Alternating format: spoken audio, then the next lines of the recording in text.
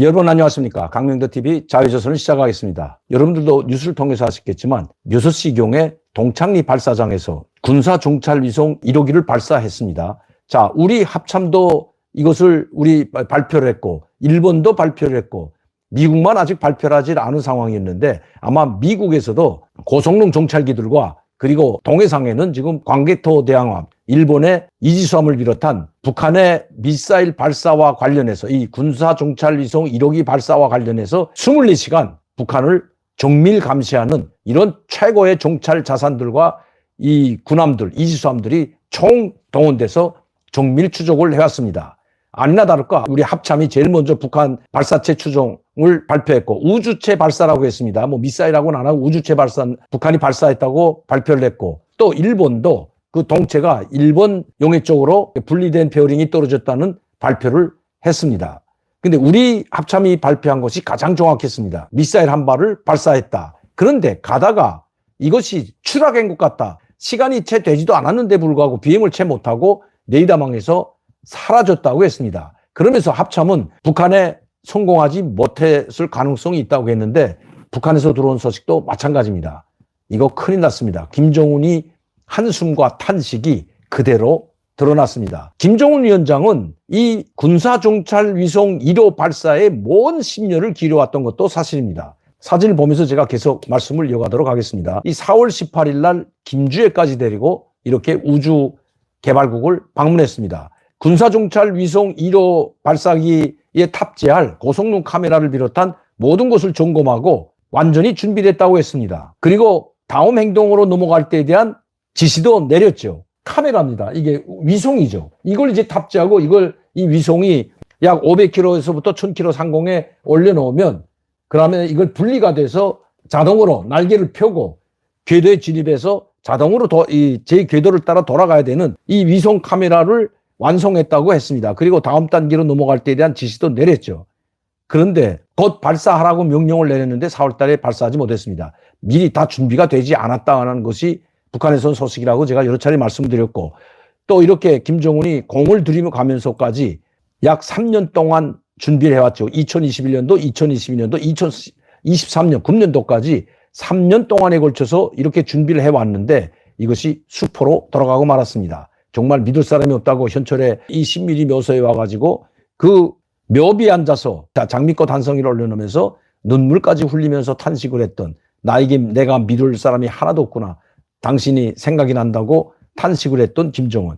결국 김정은의 한숨과 탄식이 현실로 되고 말았습니다. 아마 현철만큼 충성스러운 사람이 없었던 것 같습니다. 물론 아무리 충성스럽다고 해도 이 현철이가 김정은에게 최고의 충성심을 보여줬다고 해도 이 우주 발사체, 특히 정찰위성과 같은 고도의 성능을 가진 정찰위성을 올려놓기 위해서는 고도의 정밀화된 기술이 필요합니다. 그런데 그 기술이 이렇게 김정은이 아무리 자력갱생 혁명 정신을 가지고 당에서 하라고 하면 김정은 위원장이 하라고 하면 우리는 무조건 한다는 이 일념 하나만으로 충성심 하나만으로는 되지 않는다는 것이 나타났습니다. 그전에는 대륙간 탄도미사일을 북한은 밥 먹듯 발사했죠.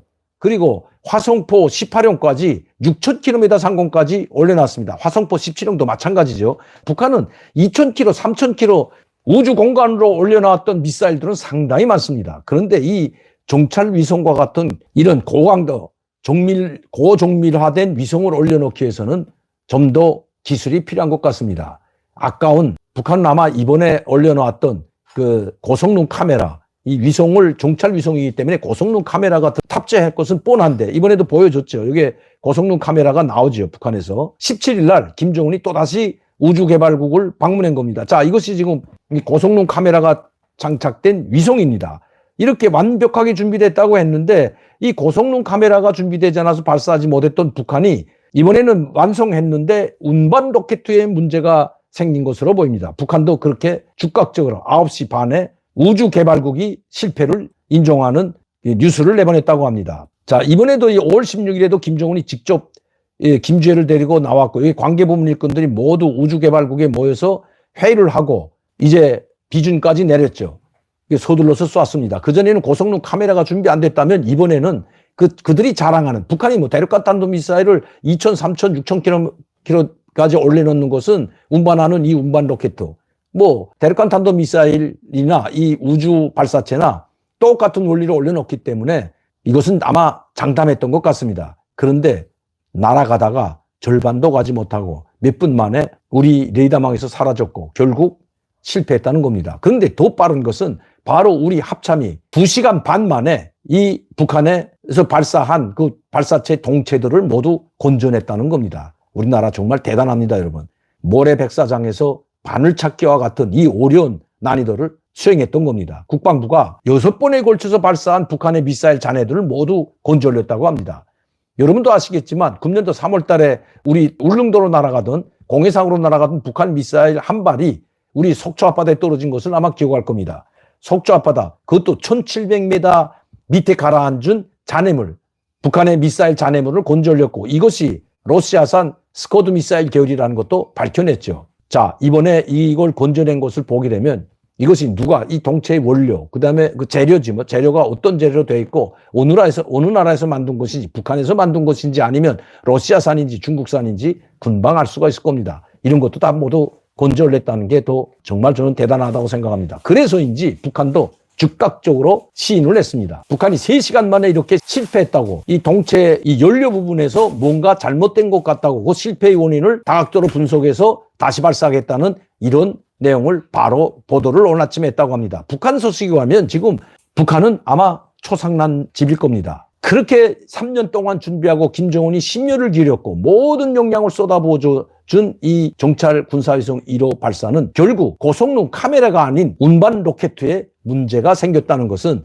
지금까지 쏘아올린 북한의 운반 로켓들, 대륙간 탄도미사일도 그렇고 화성포 17형, 화성포 18형도 아직 미국을 정밀 타격할 수 있는 탄도미사일이 완벽하게 준비된 것 같지 않습니다. 그렇다고 북한의 핵 위협이 낮아졌다는 것은 결코 아닙니다. 제가 오늘 노동신문을 비롯한 조선중앙통신이나 모든 걸 찾아봤지만 아직까지 북한은 노동신문이나 조선중앙통신이나 이런 데는 오늘 보도를 하지 않았습니다. 아마 내일쯤이면 보도를 할 것 같습니다. 내일 정도쯤이면 아마 노동신문, 조선중앙통신 그리고 우주개발국의 성명이 나올 것 같습니다. 북한 2번이나 김정은의 방문을 받고 완성을 하라고 했지만 이것은 김정은이 서둘렀다고도 볼 수 없는 거죠. 지금까지 늦어졌던 것은 북한 소식에 가면 고성능 카메라 때문에 늦어졌는데 운반 로켓 때는 자신을 가졌던 것이 바로 북한입니다. 이제 곧 또 발사할 것으로 보여집니다. 왜? 북한이 지금 북한 소식에 의하면 2기를 준비했다고 했기 때문에 한 발이 실패할 수도 있다는 것을 알고 있었는지도 모릅니다. 이제 곧 그것을 분석하고 새로운 미사일, 운반 로켓에